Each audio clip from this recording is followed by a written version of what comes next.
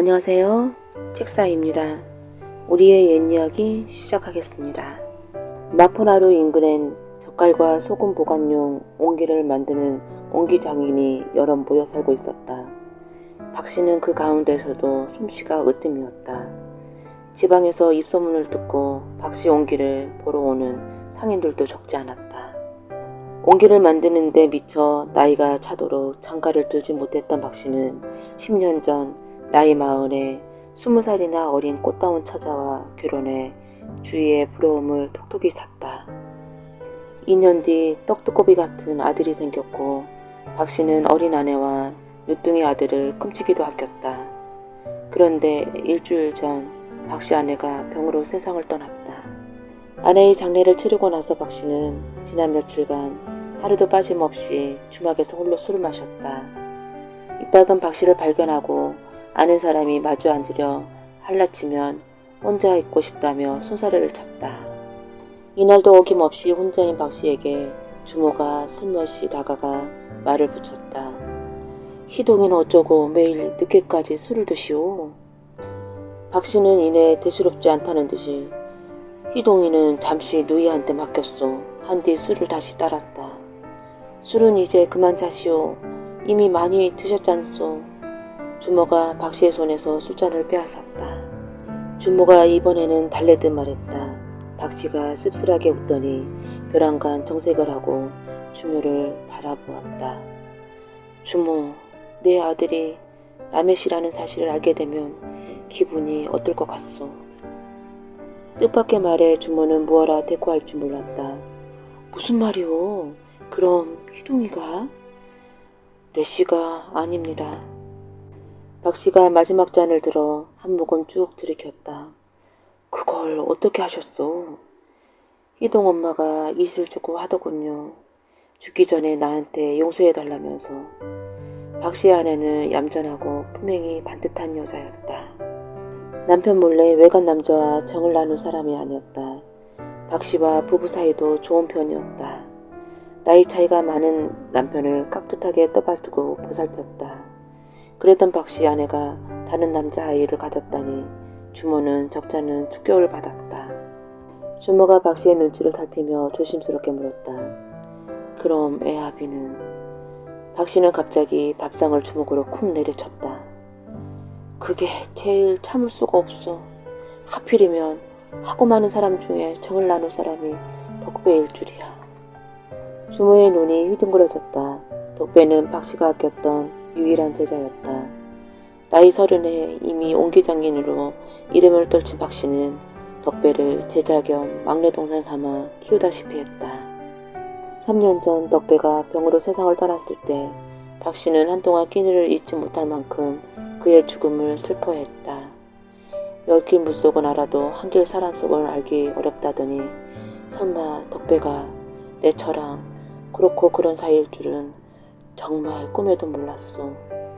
둘이 나를 병신 취급하며 휘덕거렸다고 생각하니 주모는 그런 박씨를 그저 지켜만 봤다. 고개를 흔든 박씨가 비틀거리며 일어나 바지 주머니를 뒤적거렸다. 됐소. 그냥 가시오. 그럴 수는 없지. 얼마요? 됐소. 그냥 가요. 박씨가 인상을 쓰고 대꾸했다. 혹시 나를 동정하는 거요?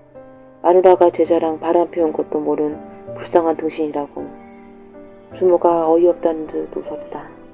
이웃이 어려울 때 야박하게 굴면 쓰겠소. 늙음하게 호라비 생활은 이래저래 힘든 게 많을 거요.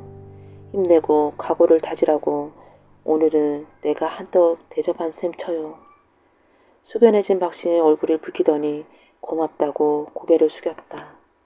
며칠 뒤 박씨가 다시 주막을 찾았다. 주모가 밥상을 내어가자 박씨는 지난번에는 고마웠소 하면서 고개를 숙였다. 드디어 정신을 차렸나 보. 주모의 말에 박씨가 멋쩍은 듯 웃었다. 이제 정신 차릴 때도 됐지. 알긴 아는구먼. 박씨가 주위를 둘러보곤 목소리를 낮췄다. 사실 며칠 전에 희한한 일을 겪었소. 희한한 일이라니? 덕배를 보았소. 덕배라니 이미 죽은 자를? 꿈에 나타났단 말이오. 평상시나 똑같은 모습으로. 만취에 돌아온 다음날 박씨는 머리가 깨질 것 같아 숙취를 느끼며 잠에서 깼다.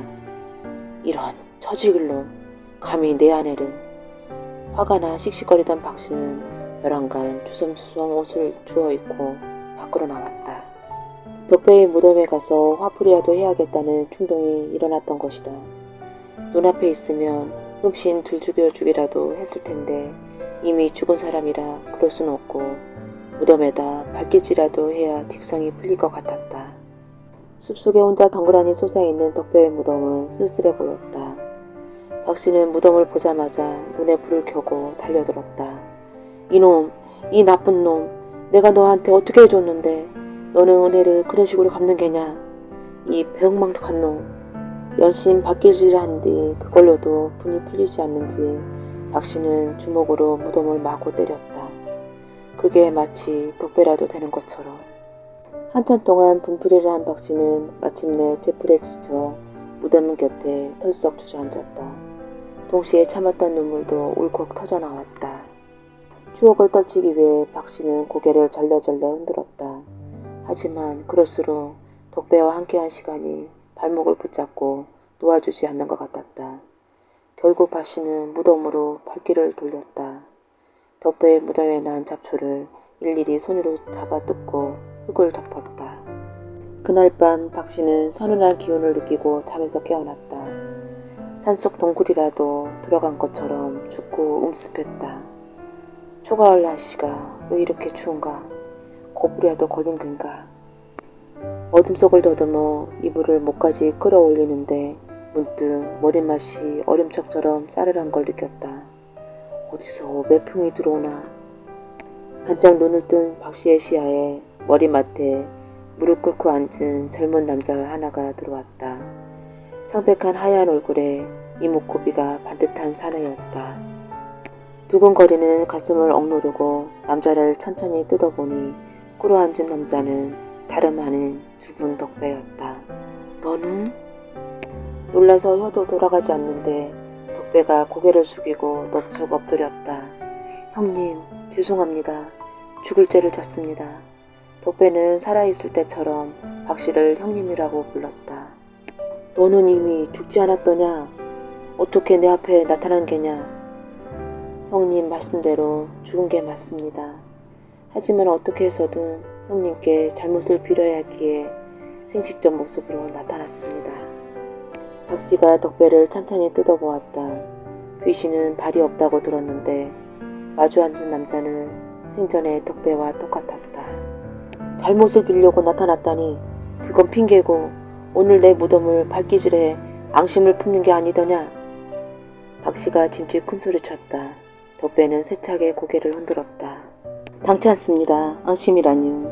제가 한 짓은 발기질 당해도 쌉니다. 그 뒤에 형님께서 제 무덤을 잘 손질해 주셨는데 부끄럽고 창피해 어찌할 바를 모르겠습니다. 박씨는 덕배의 창백한 얼굴을 노려보았다. 내 잘못을 알기는 한 것이냐? 입이 10개라도 할 말이 없습니다. 덕배가 다시 고개를 숙였다. 대체 어떻게 된 일이냐? 언제부터였더냐? 그 사람이 시집 온 뒤로 줄곧 둘이서 나모르게 정을 통하고 있었던 것이냐? 덕배가 떨어져 나갈 것처럼 세차게 고개를 저었다. 딱 한 번이었습니다. 그 전에도 그 뒤에도 절대 그런 일이 없었습니다.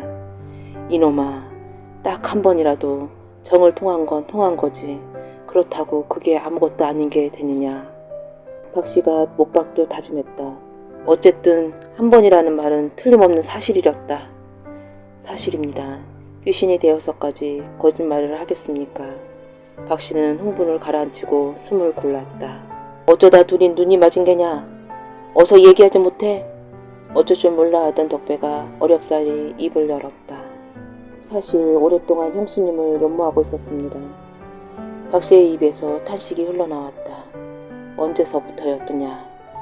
혹시 안 사람이 들어오는 일에 쭉 그랬더냐? 덕배가 면목이 없다는 듯 시선을 아래로 내려깔았다. 몇 번이나 안 된다고 마음을 다잡았는데 그럴수록 이상하게 제 마음은 형수님에게 끌렸습니다.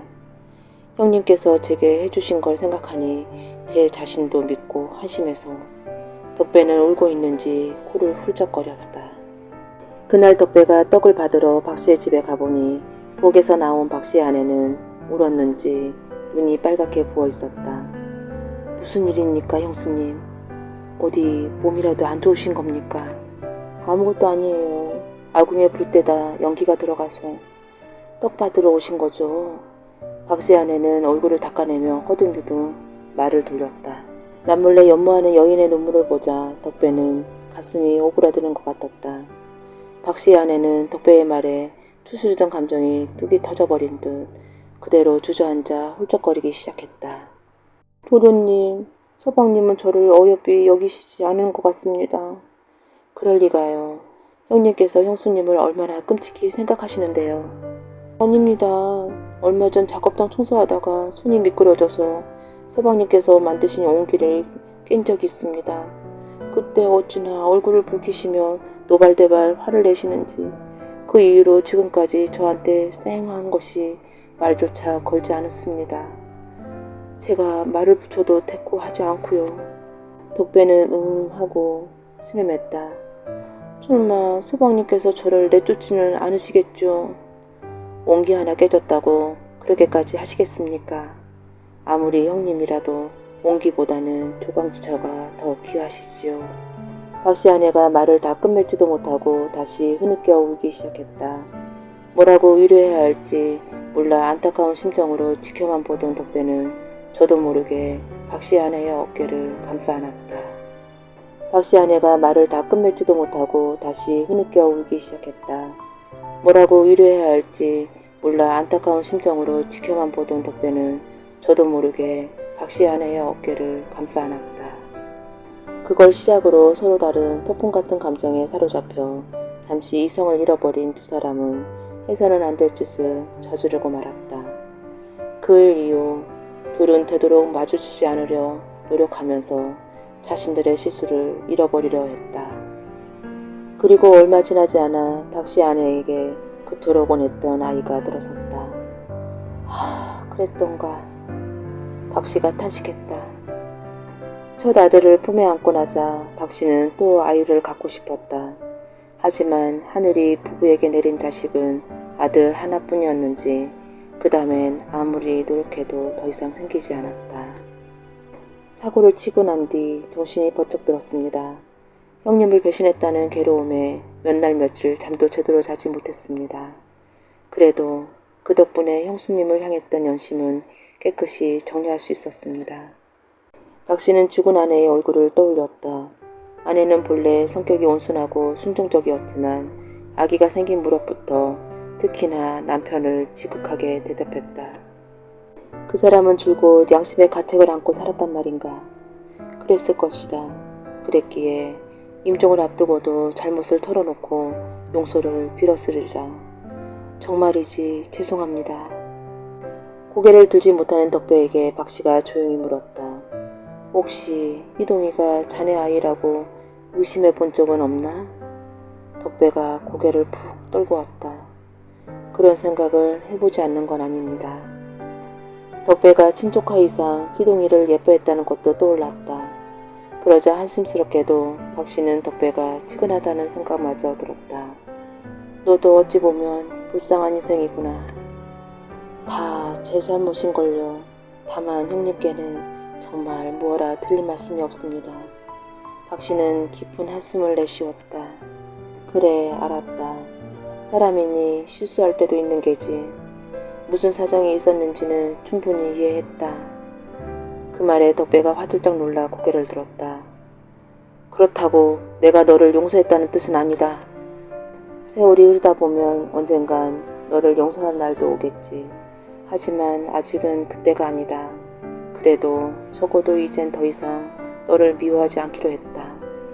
덕배가 울먹였다. 형님 정말이십니까? 그래, 너는 내가 세상에서 가장 아끼는 보배를 주지 않았더냐. 덕배는 고개를 숙이고 조용히 흐느끼기 시작했다.